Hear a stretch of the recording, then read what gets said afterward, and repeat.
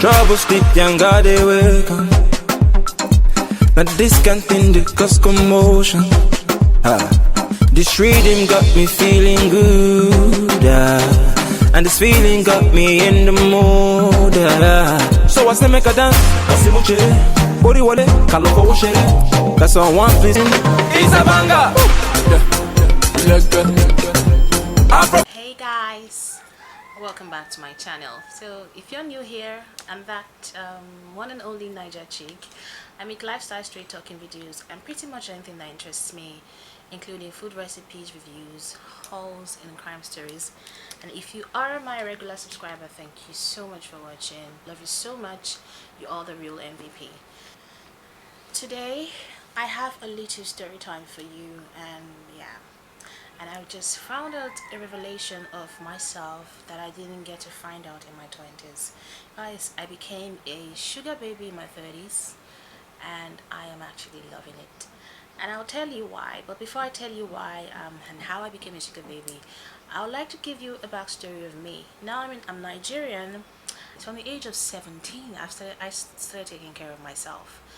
I wasn't privileged to have parents who would take care of me in the university, a long story. So I had to do a lot of things to fend for myself at age 17 now. When I mean a lot of things, I had to sell things. I started selling clothing back then in university. I sold jewelries at some point. I mean, just do things to get by, and yeah.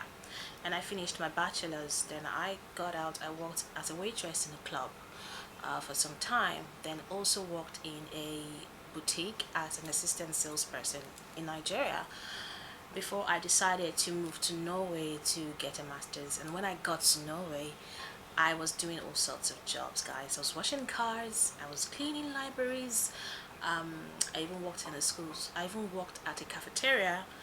I worked as a waitress. There was nothing I didn't do, guys. Yeah, I've always been of this mindset of if I don't do it myself, no one would do it for you. There's no free handouts anywhere. Even if someone tries to reach out to me, especially if it's a man, I've always thought that there is some sort of ulterior motive behind it, guys. Maybe that's why I'm single. I have trust issues. So I used to see a lot of things women go through because they had men take care of them. They threw it on their faces, insult them, especially my Nigerian men. So I'm not calling out Nigerian men specifically, but I'm used to Nigerian men. So guys, I just didn't want all those kinds of bullshit. So I rather go out there, make my money by myself, you know, hustle, and yeah.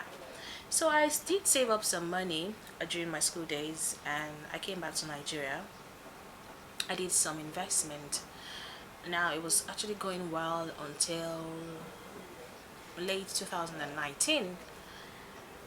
It all went out, and 2020 March, COVID hit. So not only was I broke, desperate, single, I was depressed.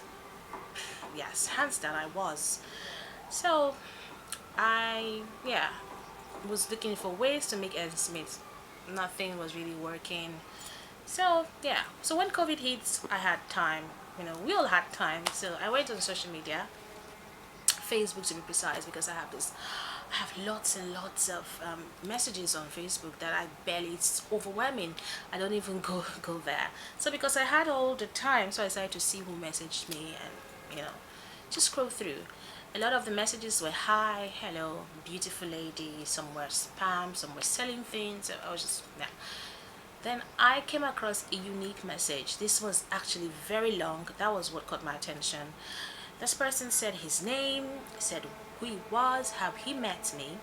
That is actually a mutual friend of a professor I used to have back then while I was in my master's.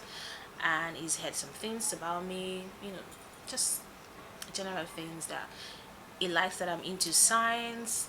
He's a professor in physics and all that good stuff. And so he said so many things, and I just replied hi, you know. I just replied hi to the message, and it wasn't up to 5 minutes he replied me. I was like, hey, can you check the timeline? I sent you this message 2/19 May 25th on your birthday. You know, I sent it to you because a friend wished you happy birthday. I saw it on his timeline and I just quickly added you up and saw that we had a lot of things in common. So I was like, oh, my bad that I don't come to Facebook. So yeah, mommy, I don't read my messages. I was like, wow, how come you read these messages today? I was like, I have time. We all have time. And yeah, and we continued from there, and he asked me how I was. I just told him I'm not doing so great, so this is what happened. I'm dead poor, I'm very poor, nothing is working. I was like, oh yeah, a lot of people are in the same situation. It's not your fault that this kind of things happen. It happens to the best of people. And he asked me if I'm sweating.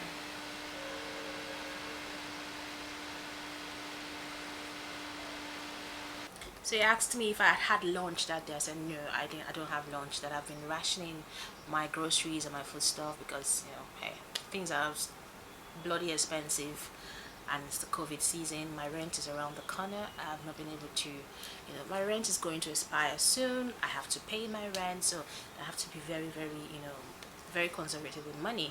And he was like, okay, I want to send you money for food. Just get some food for yourself and stock up. I was like, fine. Yeah. Who would reject that? So I sent him my account number and he sent me 500,000 naira. If you're Nigerian, 500,000 is like huge money. It's $1,000+ I don't know the conversion, but he sent me that money and was like, hey, stock up your house. And yeah, that was it. I was like, stock up my house, this money is enough to pay my rent and put food on my table. I was like, yeah, do whatever you want with it. This is my gift to you, and don't hesitate to ask for more if you need more. There's more where that came from. I became curious as to who he was. He didn't let on much the very first time. He just said a good Samaritan. He just said a good friend, just a good friend who looks out for you. And I was like, okay, thank you very much. But I did notice that he started sending me morning messages, good night messages, He started calling me sweet, beautiful. I was like, okay, I want to see where this goes. So I was just quiet, just watching what was going to unfold. But months after months, nothing serious. The money kept coming, lots of gifts, phones, a lot of things, guys. Now, I didn't get private jet money, or I didn't get breaking money, or any of those designer things, but one thing I had was peace. There was just something so different about letting someone take care of me. I mean, I had my job that I was saving money from, but that money was different. That money gave me peace of mind. I didn't have to struggle. I didn't have to think twice before buying anything or pampering myself. I didn't have to think twice, or like I used to do. Like, there was just this masculine energy about me. It was just about grind, grind, grind, hustle. I did not have time to relax in my feminine energy. There was just something about being taken care of, and I was hooked. I am still hooked to it. So one day, one fateful day, he sent me a message at 1 a.m. in the morning. I read it when I woke up, and he told me that he was feeling kind of lonely, that he needed pictures of me. I was like, okay, fine. I mean, so I sent him some pictures, and I sent him some nude pictures as well. And he was like, whoa, too much, but this is beautiful though. I actually like it. Now, I have no qualm sending nudes to men, because I've sent it first to some useless boyfriends that didn't better my life. So what's up? What's talking about sending it to somebody that is treating me fine? This man was treating me like I was a queen. Here I am in my 30s, guys. Never experienced that. Never experienced extravagant gifts from a man. Never experienced such kind of love. I began to find out a lot of things about myself. I began to know that my love language is gift, quality time, attention. He was giving me all that, and I got used to it, guys. But the thing is that I have fears. Now that brings me to why I'm telling you this story. I have a lot of fears. I'm enjoying this. seriously enjoying it. At the same time, nothing lasts forever, which I've come to know with time. What if this stops? Something happens. Is my life going to be a circle of seeking out men, sugar daddies that can take care of me? Because I've tasted honey. I love honey. Another question is, what if it's my life going to be a circle, or will I crash and burn if something happens? You know what I mean? When does it stop? What happens when it stops? Sometimes I feel guilty for enjoying it, but at the same time, it's so nice to have peace. It's so nice to finally relax and not think of what am I gonna have tomorrow. It's so beautiful to have that, and I'm actually now scared to go back to the normal hustle that I used to do. Like, it's like, I don't know, that feeling. Guys, having a job is actually overrated when there is someone actually giving you all the resources you need. So if you have been a sugar baby before, and you've had these kinds of thoughts, yeah. No, I'm calling myself a sugar baby because this guy is old, and I don't see myself in a relationship kind of with him. I mean, the cyber relationship he quite enjoyed, and he too doesn't really want a relationship thing, because of course he's still dealing with the grief of his wife, loss of his wife. So, and he thinks that he's too old to engage in, you know, some type of relationship, but he does want me to stick around, and we just what we have now, while he takes care of me. He's okay with me just relaxing and he doing the other thing. Now me, now on the other hand, I am not okay with it. Kind of, I love it, but still at the back of my mind, I feel ashamed, kind of. There's just this conflict.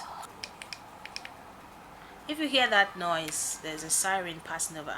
So in my mind, there is this conflict, coming from my background, like, you're lazy girl, what you doing? This is not your principle. This is not you're always an independent woman. I call myself an independent woman. I thrive by being the quintessential woman who can hold her own, and here I am secretly enjoying being taken care of. So guys, if you have some things to say about this video, comment in the comment section below and tell me your experience, how you cope, and what I should do. Alright guys, I'll see you in my next video. Bye bye.